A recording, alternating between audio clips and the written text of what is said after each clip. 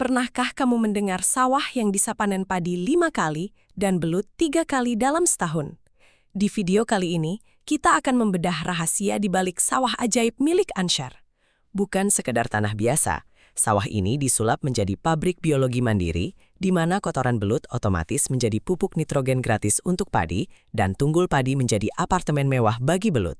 Selamat datang dan bergabung di Rumah Biosaka, rumah singgah petani peduli alam dan pangan yang sehat. Oke, silakan dilanjut, Lur.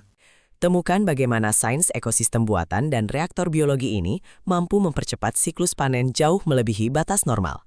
Tonton sampai habis untuk mengetahui langkah demi langkah membangun ekosistem sawah organik yang menguntungkan ini. Jangan lupa like, komen, dan subscribe untuk rahasia pertanian modern lainnya ala Biosaka. Gimana caranya sepetak sawah bisa panen padi 5 kali ditambah belut 3 kali dalam setahun? Padahal petani biasa mentok di 2 kali panen saja.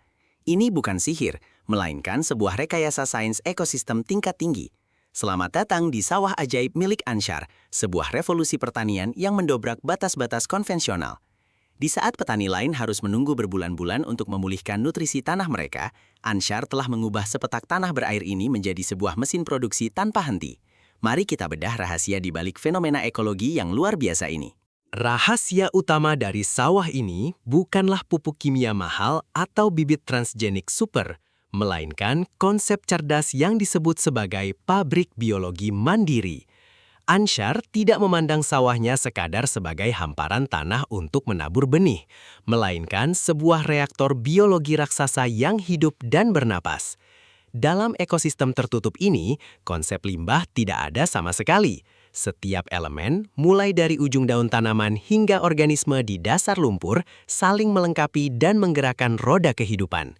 Ini adalah simulasi sempurna dari siklus nutrisi alam liar yang dipercepat melalui campur tangan sains dan ketelitian.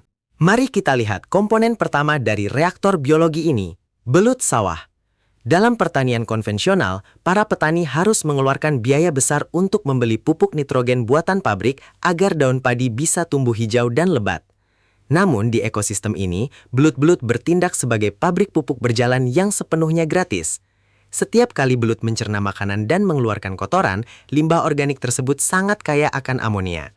Mikroba pengurai di dalam lumpur kemudian memproses kotoran ini menjadi nitrat yang sangat mudah diserap oleh akar padi. Semakin bertumbuh populasi belut, semakin melimpah suplai nutrisi padinya. Lalu, apa yang didapatkan belut sebagai kompensasi dari kerja keras mereka? Disinilah letak kecerdasan arsitektur ekosistem ini. Setelah padi dipanen, Ansyar tidak membakar atau mencabut tunggul dan akar padi seperti praktik yang umum dilakukan. Sisa-sisa tunggul yang tertanam kokoh di dalam lumpur ini perlahan membusuk dan menciptakan rongga-rongga struktural. Rongga bawah tanah ini ibarat apartemen mewah bintang 5 bagi para belut.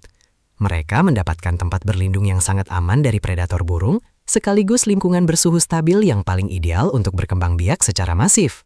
Kolaborasi mutualisme absolut antara padi dan belut ini tidak hanya menghemat biaya operasional, tetapi juga secara drastis memangkas waktu rotasi. Karena tanah selalu dibanjiri nutrisi organik baru dan ekosistem mikroba bekerja di tingkat maksimal, masa pemulihan lahan atau masa berah hampir tidak dibutuhkan lagi. Begitu padi selesai dipanen, tanah seketika siap untuk siklus penanaman benih berikutnya. Siklus biologis tanpa henti ini memungkinkan pertumbuhan padi dengan kecepatan di luar kewajaran, menembus angka 5 kali panen dalam setahun, diiringi panen raya belut hingga 3 kali tanpa merusak kualitas lahan. Di balik kolaborasi belut dan padi, ada pahlawan mikroskopis yang tak terlihat dengan mata telanjang, namun perannya paling krusial, bakteri aerob dan jaringan jamur mikoriza di dalam lumpur. Keberadaan belut yang terus bergerak mengaduk lapisan lumpur atas menciptakan sirkulasi oksigen mikro yang sangat dibutuhkan oleh bakteri. Proses pembajakan alami oleh pergerakan belut ini mencegah tanah menjadi racun akibat penumpukan gas metana berlebih. Koloni mikroba ini bekerja tanpa lelah sebagai katalis biologis, merombak molekul-molekul kompleks menjadi nutrisi murni yang langsung dihisap oleh tanaman padi. Dampak dari reaktor biologi mandiri ini menjangkau jauh melampaui sekadar tonase panen. Ekosistem yang seimbang sempurna ini mampu menciptakan perisai pertahanan alamiah yang luar biasa kuat. Serangga yang biasanya menjadi hama padi, kini dimakan oleh belut dan ikan-ikan kecil, secara otomatis menghapuskan kebutuhan akan pestisida kimia beracun. Tak hanya itu, struktur tanah yang syarat dengan bahan organik pekat dan rongga serang belut memiliki kemampuan mengikat air secara fenomenal. Hal ini membuat sawah menjadi sangat tahan banting terhadap ancaman kekeringan ekstrim di puncak musim kemarau. Sawah ajaib milik Anshar berdiri sebagai bukti nyata yang membantah banyak teori konvensional. Solusi untuk mengatasi ancaman krisis pangan global mungkin tidak selamanya harus lahir dari rekayasa genetika yang rumit di dalam laboratorium serba putih. Terkadang, teknologi paling mutakhir dan canggih yang bisa kita manfaatkan adalah kecerdasan alam itu sendiri. Dengan memahami sains murni di balik jaring-jaring kehidupan dan memadukan observasi biologi, kita dapat menciptakan pabrik pangan mandiri abadi.